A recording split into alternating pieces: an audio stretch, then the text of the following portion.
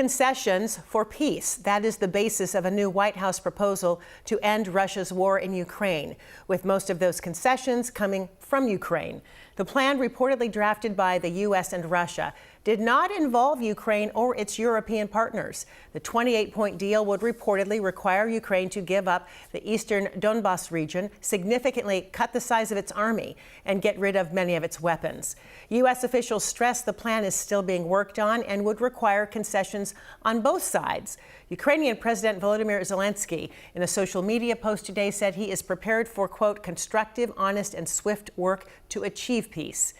Meantime, the Russian strikes in Ukraine continue, with more than 400 drone attacks and 18 missile strikes in the past week. Ukraine says those strikes deliberately targeted civilian infrastructure and apartment buildings, killing at least 25, including children, and injuring nearly 100 more. Joining us tonight to discuss is NBC News military analyst, retired four-star Army General Barry McCaffrey. General, thanks for being with us tonight. Good to be with you, Joyce. The White House is calling this a good plan for both Russia and Ukraine. What are your thoughts on the deal? Well, look, the good news is the Trump administration is trying to get a ceasefire and stop the killing. This has been a massive bloodletting. It's more akin in some ways to Verdun in World War I than modern maneuver warfare. So it's a disaster, in particular for Ukrainian civilians who are under constant nightly attack by drones and hypersonic missiles. So Trump sent in the Secretary of the Army and the Army Chief of Staff and the U.S. Commander in Europe to talk to Zelensky to present a plan that, in my view, is primarily supportive of Russian aspirations. You had a nice setup there. It clearly prohibits European Union peacekeeping forces. It caps the size of the Ukrainian military, which of course is no threat to Russia, a much smaller country. It prevents Ukraine from having long-range weapons. And then finally, it clearly supports aggression by Putin by telling them they have to give up territory in the Donbas that's still in their hands. Ukraine's in a very vulnerable position right now. They have a corruption scandal going, which is difficult for Zelensky to deal with internally. And in addition, the Europeans were not consulted on all this, nor essentially was Ukraine. So I don't see where this is going. Putin's a dictator, a thug. He murders his own people. It's been a disaster for the Russian economy. Hard to see how this has a positive outcome in the short run. This is, as you know, the second time that we've seen the U.S. negotiate a peace deal without the key players from the countries under attack at the table. What does that tell you about where the U.S. strategy is heading right now? Well, if it produces a ceasefire, by the way, that may be all that's possible in this kind of a conflict. It's clearly similar in some ways to the war in Gaza, where the Israelis are never going to buy into dealing with Hamas taking control of the Strip again, but at least there's a partial ceasefire. So I think in the Ukraine, the stakes are higher by far. The European Union is scared and outraged and rearming at Russian territorial threats to, the entire NATO structure. That's why we saw Sweden and Finland come out of neutrality and join NATO.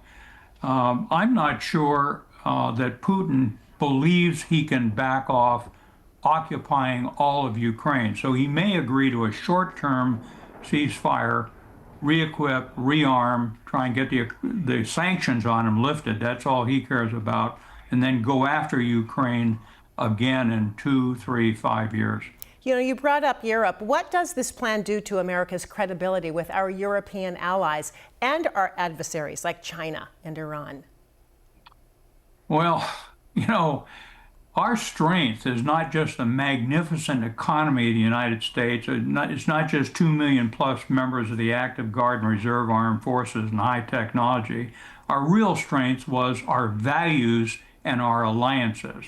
So throughout the world, people trusted the United States. I think a lot of that's gone. It may be hard to regain it in under a decade. There's a sense in Europe that we've abandoned them. The good news is they're They're starting to try and create their own security infrastructure, which I think they've got a massive amount of wealth compared to the Russians to do. But we see the same thing in the Pacific Rim, where Japan, I think in the long run, doesn't trust us, and they may be impelled to start a nuclear weapons program. The South Koreans feel isolated, and Taiwan thinks they're a target, and Mr. Trump may give them up to the Chinese. So it's a very unsettling period where our friends are apprehensive with good reason. I guess finally, what do you think Americans, our viewers, should understand about the broader stakes of this conflict and why it actually matters to U.S. security interests? Well, you know, we've gone since World War II as a trusted international agent. There are some outlaw states, Iran, North Korea, Russia, China came into the mainstream. They're trying to be a stabilizing force. But I think in general, America's wealth and prestige, to some extent, was based on the fact people could trust us throughout the world. Even the North Koreans and the Iranians and others didn't think, for example, that we'd ever attack them without reason. So we're in a very strange period of time. I don't know where this is all going. I don't think anybody does. To some extent, Trump rules by decree, rules by whim, is unpredictable. He reverses course overnight. Tariffs are damaging our own economy and causing great concern throughout the world.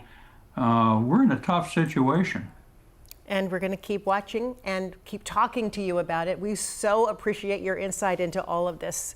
Your perspective is just invaluable to us, General Barry McCaffrey. Thank you so much.